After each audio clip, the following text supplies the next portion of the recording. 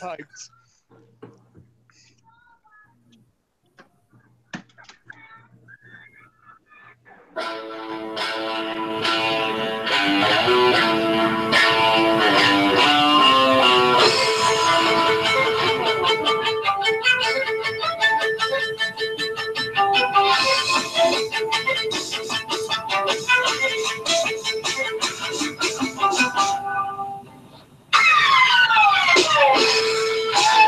This is actually a Japanese girl and her band. The Japanese girl's on the violin, and that's how they're doing Shinsuke Nakamura's theme music. This is the War Report podcast, brought to you by the new TagMeADate.com, the only dating site for wrestling fans, and it's free. So fucking join. That's all you gotta do. There's thousands joining every day. So why wouldn't you? Find somebody that loves Shinsuke Nakamura as much as you do, as much as I do. And the reason why I'm even playing his theme song is because I say we start with fucking SmackDown. And the fact that I was completely wrong, the match actually happened. Shinsuke won clean, almost broke his neck, and is the #1 contender for the title. And I call it right now. Shinsuke Nakamura is leaving SummerSlam as your new heavyweight champion. I see your point, and I counterpoint. He wins the match. But? Cash in. Ooh. And the plot thickens. Total bummer, man. That is a real fucking bummer, but that's a good fucking call. That's a very... You cue the music, that's a you really get the good celebration, and Corbin hits the ring. You know what? And then they make Shinsuke chase it all the way to Mania, and Shinsuke wins and Mania. Huh? I'd say maybe. I wouldn't have Corbin have the belt till Mania. Or Corbin cashes in, and he doesn't win. Another fair point. Maybe Cena comes out trying to stop him. True story. Or I'll say this: apparently at a house show, I think last night or the night before, Baron Corbin debuted new theme music, which I've heard it's awesome. I tried to cue that for the Open, but there was no good version that I could broadcast, but it's pretty badass. He needed a theme song change. And one thing history has shown is every time a person that has an opportunity to win a title gets a theme song change, there's a very good chance that they're winning the title. Good chance. Also going that is against very Cena, true. Who's going to the Raw. Huh? I said match with Cena at SummerSlam, who's going to Raw afterwards. Well, right now, Cena doesn't have a match for SummerSlam. That's the rumor, him and Corbin. Why? There's no build-up. SummerSlam's in 2 weeks. Yep, they did a dark match thing after Shinsuke won, where he tried to attack, did the whole run-in. Yeah, Corbin jumped them both after the match last week, and then Cena ended up putting Corbin through the announcer's table at ringside. Right. And the original plans for the #1 contenders match was Corbin trying to stop Shinsuke from winning and end up having him win, kind of having the whole backfire. Listen, I think the way they did the ending was perfect. It was. I'm a little bummed that the match happened because I really still feel that that's pay-per-view caliber type match and should have more build-up and more hype. But it wasn't a long match. It was a clean finish.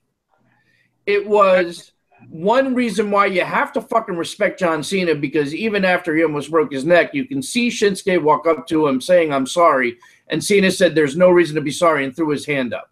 So, I thought it was well done, and it was just a taste because it wasn't a full, long match. So I think that's something that we can still get at a pay-per-view and still feel as good about it as we did, just thinking about the idea of these two facing. Eric, I want to know your opinion because you were very upset that this match was even being considered, and I get it.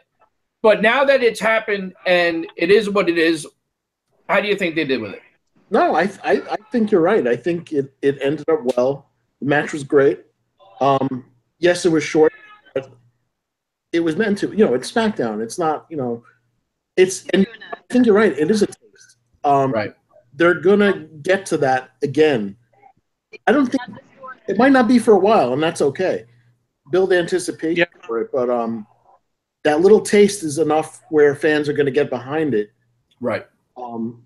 So I mean, look, I can say I was wrong. All right, There we go. Eric was proven wrong. Ryan, you're chomping at the bit. What do you got? Oh, that final sequence was great. Yeah, absolutely. Even with him dropping Cena on his neck, that was such a great sequence. I mean, listen, the bump was scary as hell to watch, and that could have been the end of John Cena's career 100%. But either way, it was a botch that looked fucking great. And it made it even better because he's okay. Because if that was, if that was Cena's last match, as much as everyone thinks Cena sucks and this and that, you got to respect what he's done for the business, and to see it end like that, would suck. So, and especially he's got neck issues in the past, so it wouldn't be so, and how quickly is he going to be able to recover, if at all? So I'm glad it worked out the way it did. It looked great. Everything about it just was great.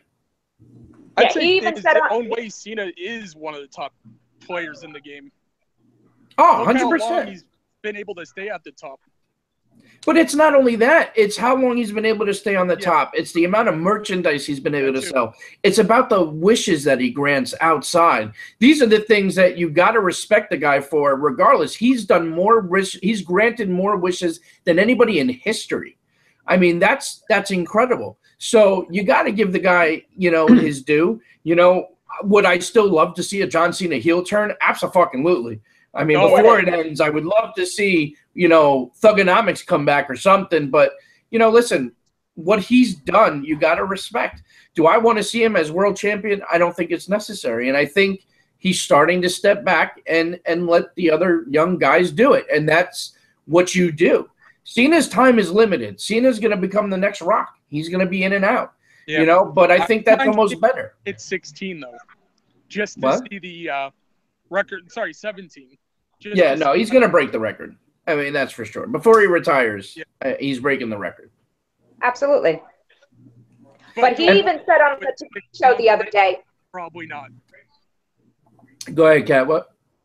He even said on the Today Show the other day, because he was hosting again the other day, and he even said that had nothing to do with Nakamura, how he even took that bump. He said when he went into it, he said he turned into it. Yeah. I mean, look at that. He owns up to it. Saying that it wasn't Cena's fault. It doesn't really matter. If you're playing at that high level, a bump like that's going to happen. Yeah. These things happen. Yeah. Absolutely. That's why they tell these kids not to try this at home. Though it's really weird. They work out that don't. I always used to joke with my cousin, try this at home, all right? Oh, yeah. We all have done that joke a million times over. So and earlier today, all the kids were getting attitude adjustments on the couch. Yeah. Fucking, the amount of shit we used to do in the house is unbelievable. But we're talking about SmackDown Live from last week. Shinsuke winning wasn't the only thing that went down on SmackDown. I actually thought SmackDown was a pretty good show all around. What do you guys think? I mean, you want to break it down a little bit? I mean, we had there was quite a bit that actually went down on SmackDown. Yeah. I'm still like the Fashion Files. What? Oh, I thought they're hilarious. Sorry. What? Did they do something? I must have missed it. And it's the Fashion Files, correct? Yeah. All right. I was just making sure my memory wasn't completely off. Though that whole sequence was the dream sequence is a little bit weird.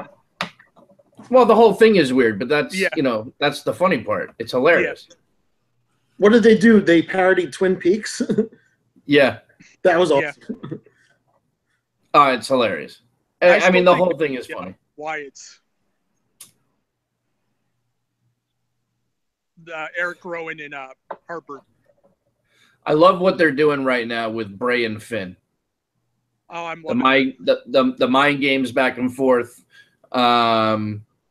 Oh, that was amazing last night. Yeah, I mean, it's really great to see, and I'm hearing confirmation that Finn's bringing back the Demon at SummerSlam. Yep, I heard that too. I cannot wait to see that entrance. Wonder what he's gonna use. Like each NXT had a theme. Wonder what this theme's gonna be. SummerSlam for the Demon. It'll be a SummerSlam. I don't know, but Demon. I can't wait to hear Barclays for that. That's going to be insane. Oh, you could be standing a block away from Barclays and you'll probably hear the eruption. Yeah.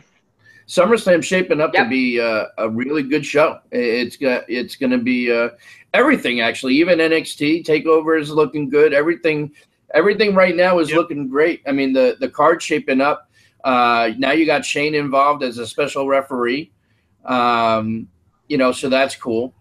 It's a shame the Revival's out of SummerSlam. Yeah, unfortunately, we got two big injuries right before the big show. Bayley's out, the Revival's out. Now what do you do with the Hardys? That's why they weren't even on Raw last night, because they were supposed to continue their thing with the Revival. And you still have Harlan Anderson. Well, yeah. Just a tag match. Well, they needed to regroup, obviously, last night. Yeah, they got to figure out what they're going to do, because, that really screwed up the plan. I mean, I know with the women, I know it sounds like Sasha's going to be the one to go over and compete in the SummerSlam match, which, I'm okay with, but, it sucks for Bayley.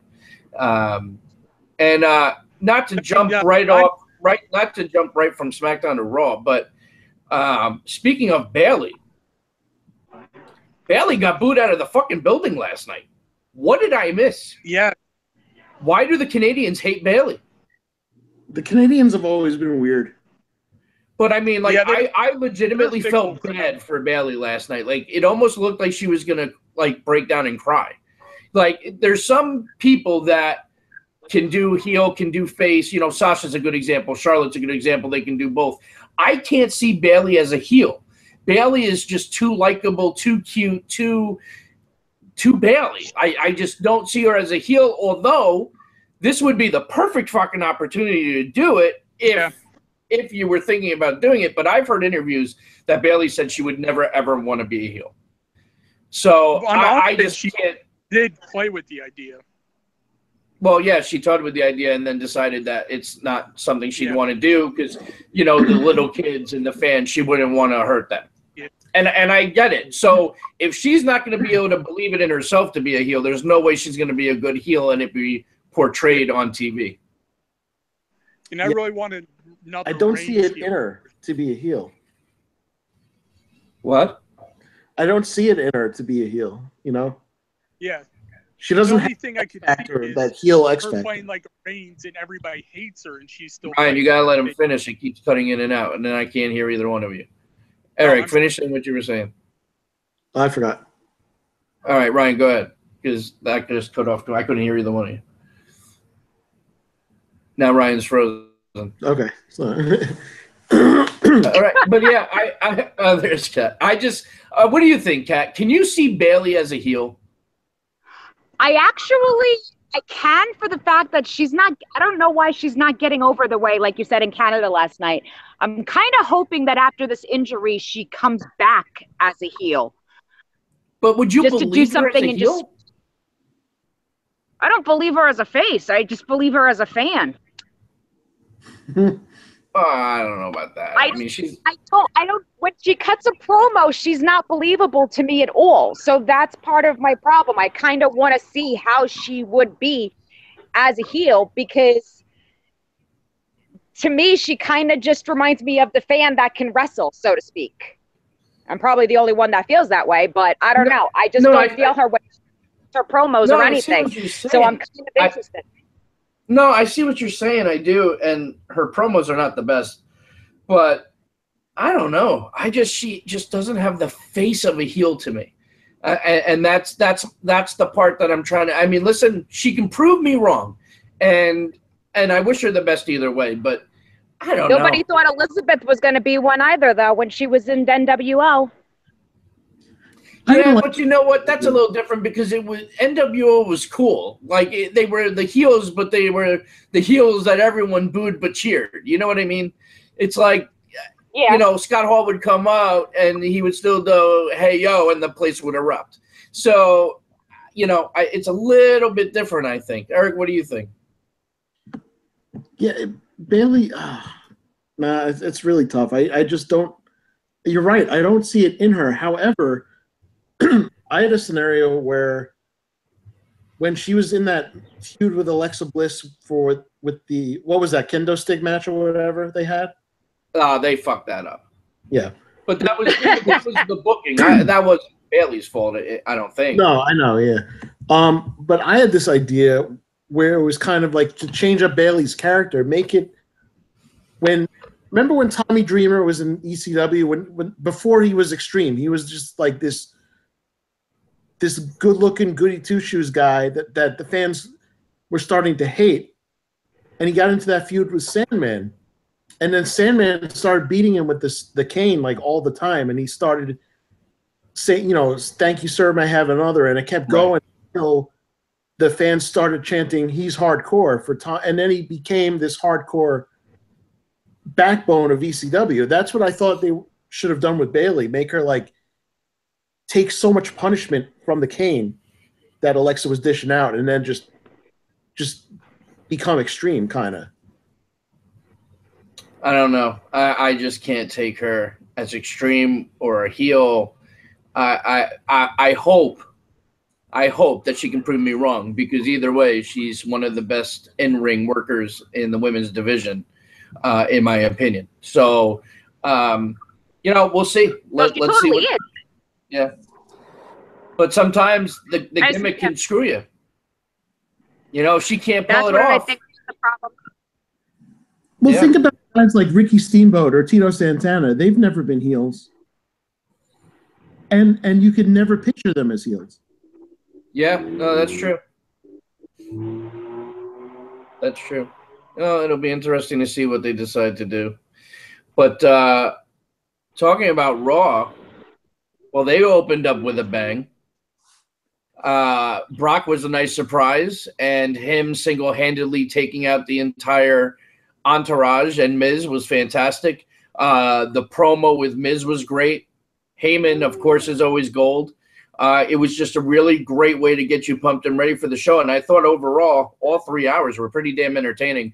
I had no care in the world about the main event because we've just seen Braun and Roman so many goddamn times. Last Man Standing, you know, wasn't so crazy for me. We just saw an ambulance match, which is almost the same thing. So I wasn't, but they put on a hell of a match. The end was great. I thought all around, all the bits and pieces of Raw really worked out well. But starting off with the beginning, Eric, what were your thoughts on the intro? Oh, damn, that was a great way to start the show. The moment the Miz cut off Heyman, oh my God, the fans, the way the fans reacted to that one was. He knows how to generate the heat. I mean, it was just a perfect way to really. Like, whoa. Yeah, I mean, like, you know, that takes balls because Brock's right there. You know, well, that and it's Paul Heyman. You don't cut off Paul Heyman. You know. Oh, and then Paul's obviously his response was great, and then Brock just decimated the Miztourage, showing a view of, you know, it's like Heyman said, it's like, you're Roman Reigns, you're Braun Strowman, you're Samoa Joe. Allow me to demonstrate what Brock Lesnar is going to do to them in SummerSlam. I mean, that's fantastic. Yeah, no, everything about the segment I thought was just absolutely great. It was a great way to get you pumped and ready for the rest of the show. Kat, what do you think? I thought it was perfect because you right now have the best people on the mic on the show, because The Miz, for some reason, since that Talking Smack episode, is on a roll with his mic skills. He's unbelievable. Paul, you're never going to get any better than that. So just the interaction between them just got the show started in a really, really good way, which was nice for a change. It wasn't a 20-minute segment where you're like, okay, great, this is something I've seen every single week. It was refreshing to see something brand new. And they kept Brock pretty low key. I hadn't heard anything about Brock being on the show, so that was a nice surprise. I didn't expect that. Yeah, so all around it was just a great opening segment and ready, get you ready. Jason Jordan. I said that he was going to get a type of angle music, and they kind of did, and I don't like what they did to it. I think it needs something else along with it. I'm not a fan of the new music, but it looks like he's going to be a heel, and I'm totally good with it. Yeah, that's going to be a nice switch up and a change for him too. I agree with that. His facial expressions, his everything about him, his aggression, he just ate up the booze. And I think if, now this could just be that crowd, so we have to see, but I think, it's like when Angle first really started to get big, people booed the hell out of him. And they're starting to generate the same thing, which is so cool to tie in with the whole father-son deal. I'm actually getting very impressed because I was kind of like when they picked him for the whole him to be the son thing, I was like, no, why? Please, this can't be happening. But I'm slowly getting more impressed every week how it's turning out. I was very disappointed when they were getting rid of American Alpha, but I'm slowly turning toward this is actually looking pretty good. Yeah. Eric, what about you? What do you think? I'm hearing a couple of things. Like some people were claiming, the reason they're doing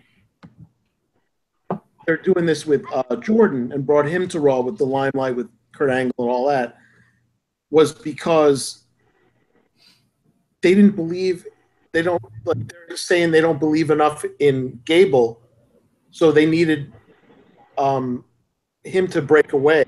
But at the same time, I think it's the opposite, where they see that Jordan is the one that really needs it more because he needs a little on the mic, because Gable's got it more on the mic.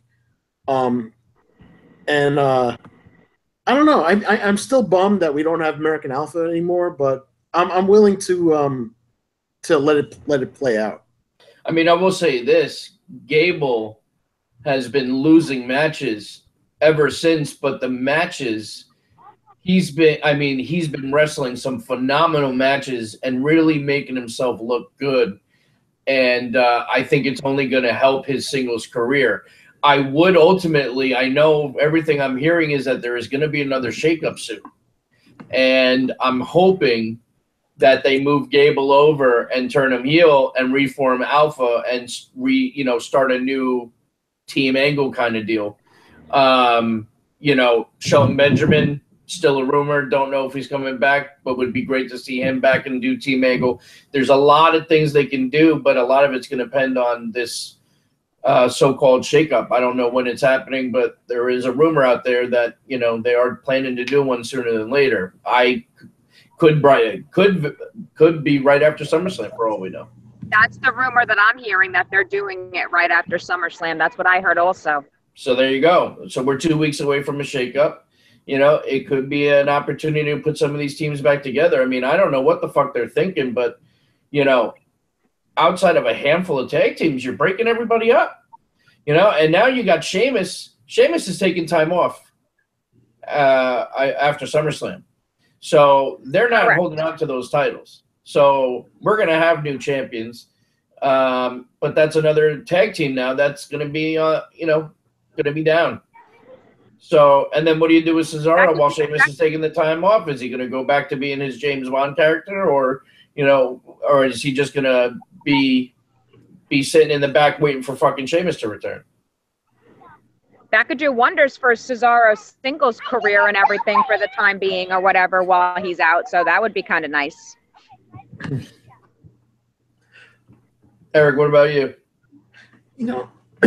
I don't see how they can sustain two separate tag team rosters anymore. I just don't, because ever since the split, that's what they don't focus as much on the tag teams, and the women every so often they'll drop the ball, but the tag team is like they keep breaking up all these teams. There's not enough teams on each roster to maintain.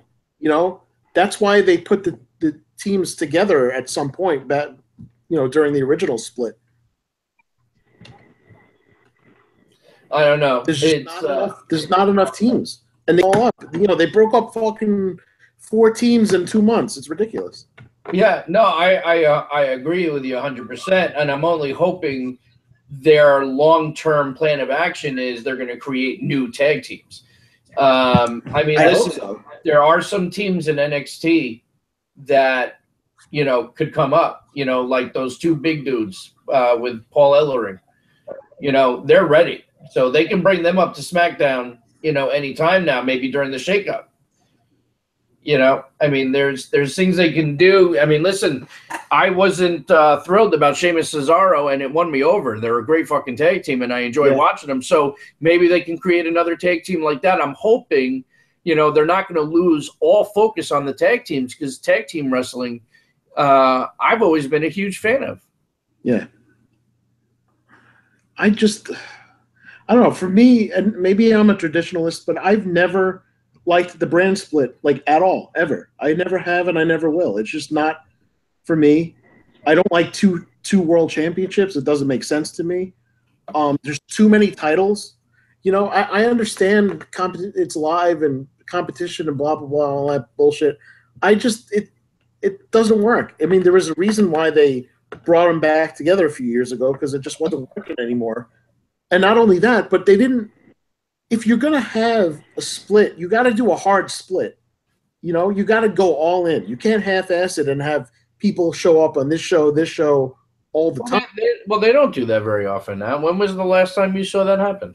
Well, I mean, that's what they ended up starting to do with the last split. You know, within 3 years, then everybody was on everybody's show anyway. So, but that's what I'm saying, to play devil's advocate. As of right now, since this brand split, they haven't done that. So they are all in.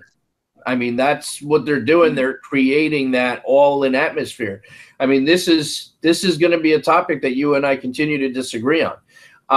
I think the brand split. I think the brand split is phenomenal. I do agree with you, though, that there should only be one champion. See, what I'm thinking is there should be a brand split. There should be one set of titles for everything, and they should be on both shows, and everyone else be hard on their shows. But there should be one champion, one tag team champion, one women's champion, and whoever gets the right to face, maybe 1 month it's somebody from SmackDown, then somebody from Raw. Then if she loses, then it stays a rematch. I mean, there's different things you can do, but I think that's how you do it. And I think you're right. It's more so. It's not so much the split; it's the titles. That's what it is. I get it, and that's where you and I will agree, because I agree. It's ridiculous. You know, it's like, who's the real champion?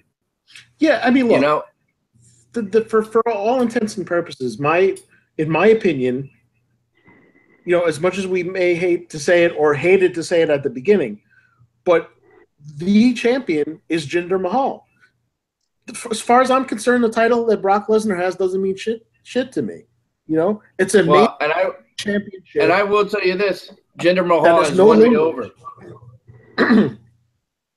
Yeah, no, me too. But that's what I'm saying. Like, as far as I'm concerned, the WWE champion is the champion. Always has, always will. Oh, I don't know. There's a lot of people out there that are going to disagree with you. What was that, Kat?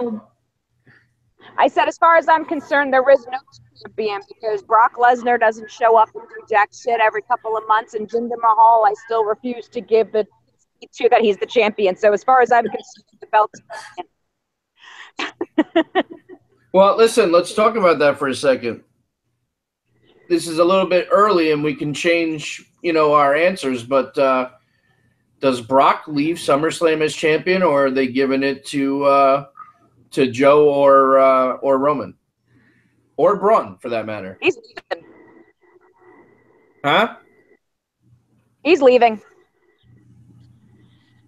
Eric, what do you think? He's leaving. He just got offered a new UFC championship stuff. He's leaving. He hasn't been offered anything yet from UFC because he's got to pass a lot of testing before his suspension's still. Remember, yeah, he did fail that other Yeah, one. there's still he can't sign with them anytime soon. He has to go through all these physicals and tests, and then he's got to finish his suspension. Right. No, I didn't say he got. I said he's gonna get offers. He's leaving. It's almost harvest season and everything. He's got to start doing his crops with Sable soon. So. I don't know, Eric. What do you think? Well, I have this theory, and I think that Brock is not leaving with the title. I think he's going to lose it. Will he be the one to get pinned? Probably not, because they don't want him to lose face, you know. So, and it's a fatal four-way, so anybody can get the championship without even pinning the champion. And that's what they've been saying and teasing. I have this theory, and it comes down to where you got, all four guys in the ring, right? Main event. And also, I just want to bring up, that is going to be the one that closes the show, that match. It should. Absolutely. That's the main event. It should. So, as cool as it would be to see, Shinsuke walk out with that title, it's still him versus Nakamura. Him versus Jinder is not as big of a deal as this fatal four-way is. So, anyway, back to it. My whole theory is all of a sudden you got these two masked guys come out. They're messing with Braun and Joe, distracting him. And then them and Roman triple team Brock, do a triple powerbomb. Roman wins the title. They take off their masks. It's Rollins and Ambrose. And then Heyman, it turns out, was orchestrating the whole fucking thing. And now it's the Shield with their advocate, Paul Heyman. As heel or face? Because as heel. I can't see them turning Rollins heel again. Not right now. Yeah, but he sucks as a face. I don't know. I don't think he sucks, but I think it's too soon. Kat, what do you think? I don't think they would put Rollins back as a heel. I agree with that it's too soon. I do think that if anything's going to bring a Shield reunion back at SummerSlam, I think it would be that match in some way, shape, or form. So I totally agree with Eric on that. Is it going to be a Paul Heyman turn? I don't know. I honestly, I'm not 100% sold on that part. But I think that'll definitely bring the match that would bring back the Shield. And then if that, like you said, if that's going to be the main event, then I totally am saying that Corbin is not having a successful cash-in on Nakamura or Jinder Mahal then, because that's not going to be the final match. Number one, I think the Shield reunites next week on SmackDown. And I think that they leave SummerSlam as tag team champions. Somehow that's going to happen. But interesting. That's what I'm thinking. And as far as Brock goes, as of this very moment, and my opinion may change in 2 weeks, but as of this very moment, Brock Lesnar leaves SummerSlam as champion. Gotta disagree with you on that one. I'm hoping I'm wrong. But the other part of me doesn't want to see Brock and Heyman leave. More so because I don't want to lose Heyman. So I would love Heyman to stick around somehow. If he was, if they were to lose. And that's where there's a hole in my theory, all right? Because, and I've said this many times, people wonder, okay, how come it didn't work with Heyman and Cesaro, or Heyman and Ryback, or Heyman and Curtis Axel? Yet it worked with Brock and it worked with Punk. The reason why is because Brock and Punk were Heyman guys. You cannot manufacture a Paul Heyman guy. It just doesn't work that way. Very true. It's not Paul Heyman. He's not a miracle worker, and these people aren't Helen Keller,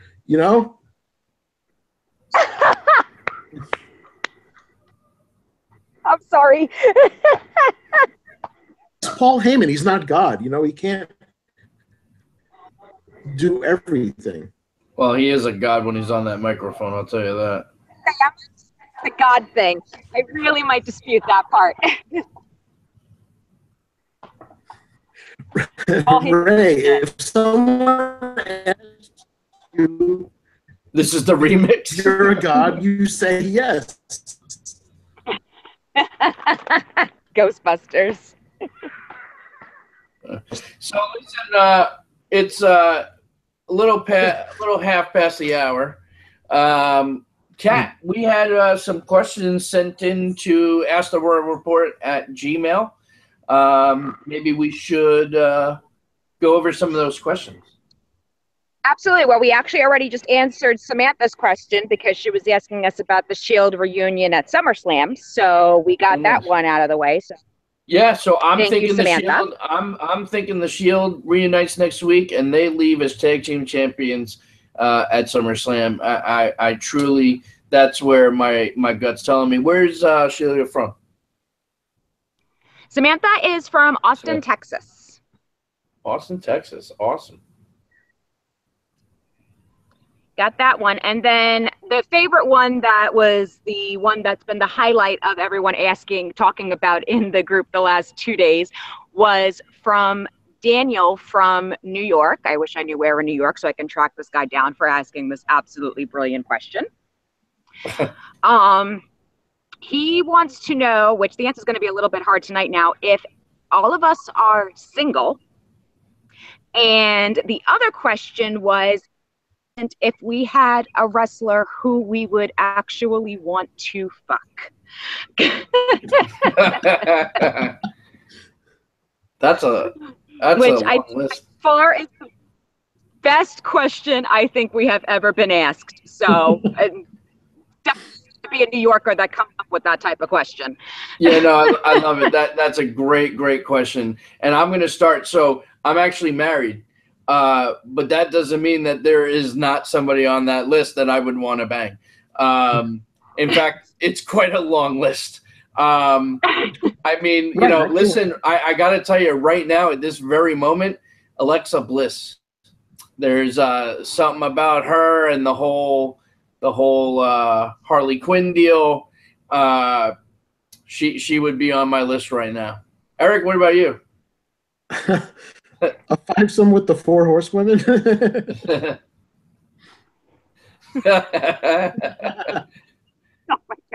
I mean, yeah, that's a good for you. That's a great answer. All right. Now, do you want all of them at the same time, or? Of course he does. Well, of course he does. Absolutely. Everybody's got. But you didn't answer if you're single or not, Eric. Oh, I'm single, and I'm ready. And he's ready to mingle. That's funny. Kat, what about you? Who would you bang on the roster? Oh my God. My top person always has been and always will be Shawn Michaels. I will take Rebecca on any day of the fucking. Wow, really? Shawn Michaels? I will take on Rebecca any day of the week, and we're going back to even when I was a kid with throwing Marty Jannetty through a window at the barbershop. Something always about him has driven me nuts. He's actually on my celebrity pass list that if I ever get an opportunity, Justin will not say a word. Good for you. So what, I tell you, this was Adam that sent in the question? Yeah, no, Daniel. Daniel sent this question. Well, Daniel, I'm going to tell you this. We are going to present this question again next week when everybody's here. So we can get everybody's answer. But just to kind of elaborate on that one, what about a F, Marry, Kill? Okay, but who are the 3 that were? Let's pick 3. Let's each person pick one person. Okay, so we already did F. I said Shawn Michaels. Marry? Well, no, we have to select 3 people. And then out of those 3, you have to either F, Marry, Kill. So we have to. So okay, let's each pick a random person on the roster. Lita. Ooh, Eric. Damn, I don't know. Well, present doesn't matter. Doesn't matter. Don't say Mae Young. Oh, I was going to say Bertha Faye.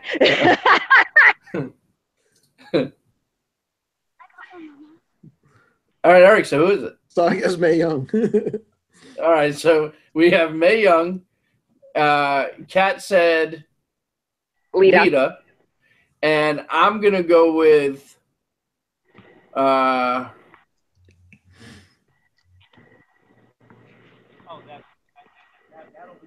Trish Stratus.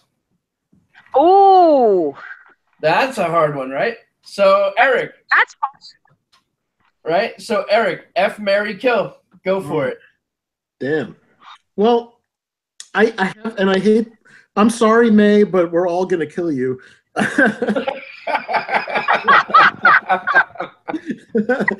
mean, let's be honest.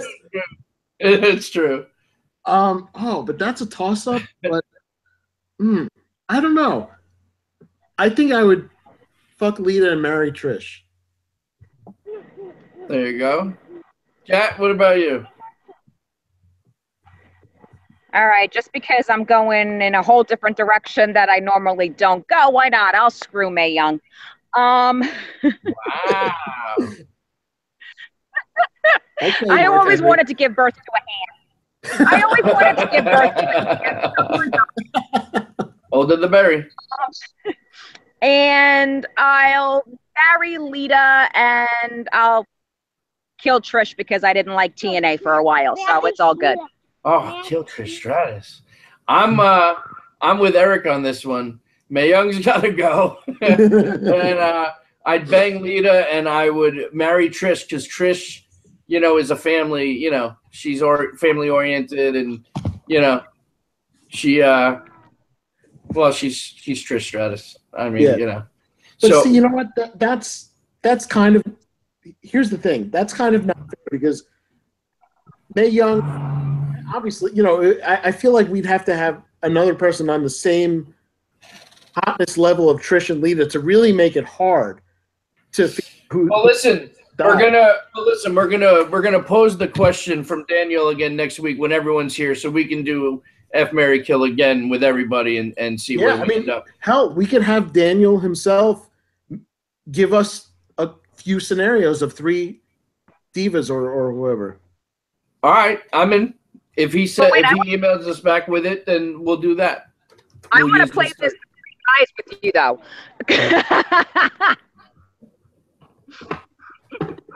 That's funny. I want to play SMK with 3 guys with you guys, though. Hold up. This ain't fair. Fair enough. You lose this one. You're outvoted tremendously, I'm sure. Fair enough. Well, should we get to Jonathan's question? Yeah, so what's the next question? Jonathan from California, he only wrote California, he didn't say where, That's fine. Wants to know who do we think deserves to be in the WWE Hall of Fame, but will never be in the WWE Hall of Fame? Well, I'll tell you, I'll jump right in, and that's an awesome question. And this is a very controversial answer, but the first person that would come to mind would be Chris Benoit. Despite whatever, whatever horrible things he did, or what's, reported as, he did and everything else, that doesn't take away from his in-ring. He was one of the best damn technical wrestlers to ever lace the boots. He was phenomenal on the microphone. He was good as a face. He was great as a heel. I mean, he could do it all.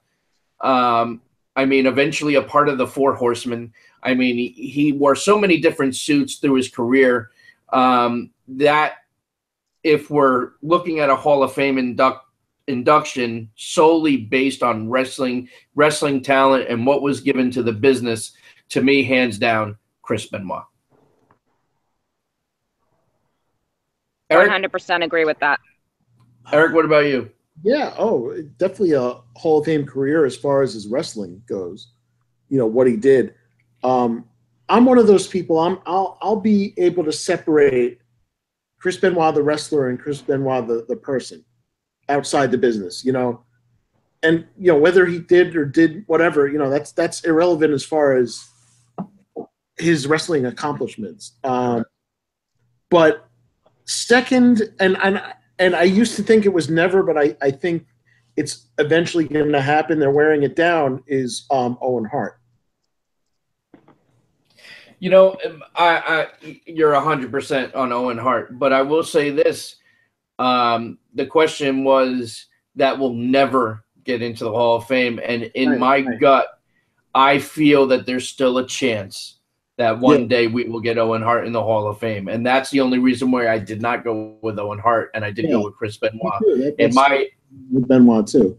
I feel like eventually Brett or somebody will be able to get Deanna, Martha to do the right thing and let us induct him and into the Hall of Fame.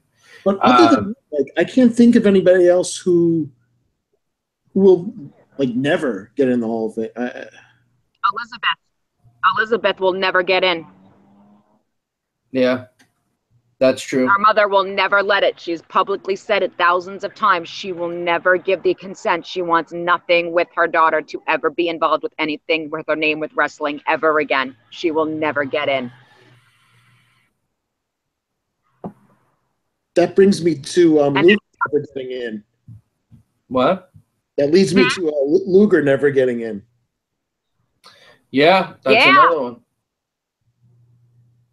I mean, Luger should definitely be in the Hall of Fame, and his health is not very good, and no matter what, he was still, the narcissist. He was still, the guy that slammed Yokozuna on the Intrepid, and he had and the Lexus Express, and all that. I mean, he should definitely be in the Hall of Fame. But yeah, you're right. I don't think he'll ever be in there. Kat, what about you? Who's your pick? Who'd you come up with? I honestly, that's what I said. I came up with Miss Elizabeth with that because with everything, with the controversy, with her involvement in wrestling, the whole thing with Randy Savage, the whole thing with the controversy of her death. I mean, you never hear her name ever mentioned. I mean, her name is just about as mentioned about as much as Benoit's name is. Never hear it anymore. You'll still hear Owen's name at least every now and then, when Brett or somebody's doing something. You never, ever hear of Elizabeth at all anymore. And it's a shame, too, because she truly was the first lady of the WWE. I mean, she truly was, the one that ultimately should be held responsible for what women's wrestling is today, because without Elizabeth and her character and how gorgeous she was and how, she just stood there and rooted, Savage on or Hogan or whatever. She deserves to be in there, and it's a shame because you're right. I unfortunately, it doesn't look like that'll ever happen. So those are pretty much the ones right now that we can think of that probably aren't going to get in, but it's a great question. So keep them coming. If you want a real laugh, at our high school graduation, Eric and I were cracking up after we graduated because when they played Pomp and Circumstance, all we thought about was being Randy Savage and Elizabeth. Exactly. That's funny. I don't think graduation when I hear that. I think Macho Man. Exactly. We weren't even paying attention to our high school graduation because we were thinking about Randy Savage. Ooh, yeah, just graduated. Oh, that's funny. But regarding this topic, there were times where people would have said the Ultimate Warrior for that answer. That's true. And he got in just in the nick of time. Shit. People said that about Bret Hart too. Yeah. I mean, listen, one thing that they always have said about the wrestling business, and it stands true to this day, you never say never. All the people, even CM Punk, all the people that say he'll never be back in the WWE, I guarantee you that one day CM Punk will return. And it will be the biggest pop in wrestling history. It's just eventually going to happen. It may not be in a year. It may not be in 3 years, 5 years. It'll happen eventually. In my gut, I believe that one day, you know, we all said Brett would never step foot. Look where he's at now. You know, here's someone that I didn't even think of that I bet you probably will never, ever get in either. Vince Russo. Wow. Ooh. I bet you it'll be very, very hard to Not a get wrestler. him inducted. But regardless of what you think of him, what anybody thinks of him, for what his contributions have been throughout the wrestling industry, he probably does deserve to go in. Yeah, listen, you're talking about Vic fucking Venom. Yes, absolutely, 100%. He deserves to be in the Hall of Fame. I mean, not for nothing, he created some of the greatest gimmicks and characters of all time. He created a lot of shitty ones, and he made a lot of mistakes around his career, but he's human. Everybody does. He created some of the biggest eras in wrestling history. He is so involved, more so than people probably even realize. And yep. I have met Vince. I have spent time with Vince. I had a car ride with Vince. I've Skyped with Vince. He happens to be a great guy. You may not agree with a lot of the things he says and a lot of the actions, but at the end of the day, he's a good guy, and he's a creative genius in a lot of ways. In a lot of ways, he sucked. But yep, everybody has their moments of sucking, you know?